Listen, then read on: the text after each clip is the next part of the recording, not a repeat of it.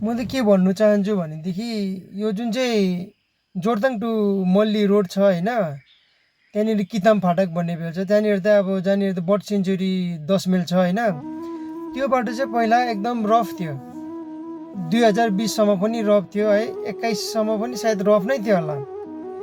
अन्त त्यो हुँदा चाहिँ के हुन्थ्यो भने हामीले अब गाडीमा अब कस्टमर बोकेर हिँड्नु पर्दाखेरि अब कस्टमर त हामीले के भन्थ्यो भन्दाखेरि हामी केटाकेटी हुँदा पनि यो बाटो यस्तै थियो र अहिले हामी ठुलो भइसक्यौँ र पनि यो बाटो यस्तै छ र हाम्रो केटाकेटी छ र पनि यो बाटो यस्तै छ भन्दा भन्दा कार्पेटिङ भयो हो। अब त भन्ने बाटै छैन, अब के चाहिँ भन्नु। त्यसै कारण अब यो जुम पनि म ओह्रालो झर्दैछ। अब जुमको ओह्रालो पनि हेर्नुहोस् ल तपाईँहरूले। यो चाहिँ अब के छ भने यो जुमको ओह्राले अब यो हामी चाहिँ के भन्थ्यो भने यो बाटो त के साह्रो सानो, यो बाटो त कुद्नु नि साह्रो पर्छ, उकालो आउँदाखेरि खुट्टा काम्छ हामीले भन्थ्यो होइन। अब त उकालो आउँदा पनि खुट्टा काम्दैन, ओह्रालो झर्दा पनि खुट्टा काम्दैन। किनभने हेर्नुहोस् बाटोहरू बढिँदा बढ्दैछ हो। अब यो राम्रै काम भइरहेको छ, बाटो बढ्ने काम भइरहेको छ। हेर्दै जानुहोस्, म देखाउँदैछु तपाईँहरूलाई। पनि प्रब्लमै, ओह्रालो झर्दा पनि प्रब्लमै, के भन्नु अब होइन, यस्तै छ।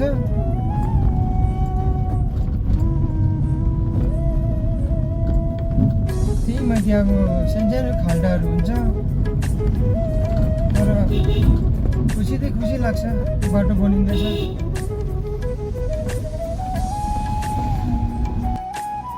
अब ओह्रालोबाट गाडी आयो कि त रोकेर साइड दिनुपर्ने अवस्था छ हो। यस्तो त हुन्छ, उताबाट गाडी आउँदैछ नि अब ब्याक गर्ने अवस्था हुन्छ है। अब यसरी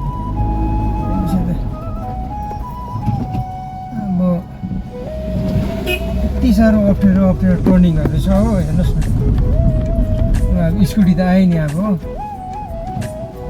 ए उता पो गयो, ढुक्क लाग्यो। गाडी आयो भने अगाडि नै रोक्दिने खालके डरसरी अब हो।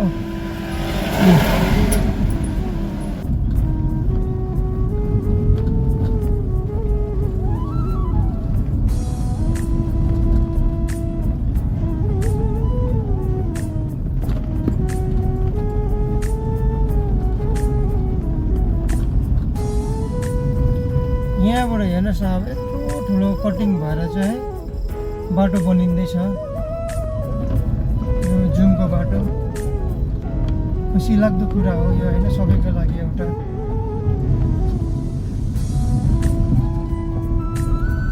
जहाँनिर चाहिँ अब हामीले डराउँदै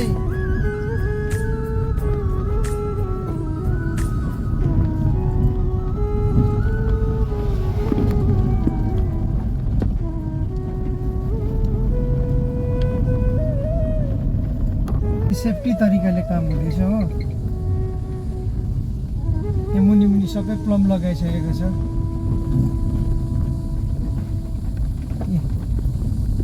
यहाँबाट हेर्नुहोस् तपाईँहरूले प्लम, मुनिको प्लमहरू देख्नुहुँदै होला।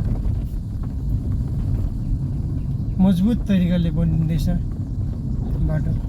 लास्टमा चाहिँ यति नै। अब यो बाटो देख्दा त मलाई यति साह्रो खुसी लाग्यो कि सिक्किम सरकारलाई चाहिँ, हाम्रो सिएम सरलाई चाहिँ यो बाटो देख्दाखेरि त मलाई यति साह्रो खुसी लाग्यो कि म मनैबाट धन्यवाद दिन चाहन्छु क्या। यो बाटो हेरेर चाहिँ पहिला यही बाटो म डराउँदै कुद्नु पर्थ्यो, अब हेर्नुहोस् नडराइ आरामले ओह्रालो जाँदैछु। यति त मलाई साह्रै खुसी लागेको छ।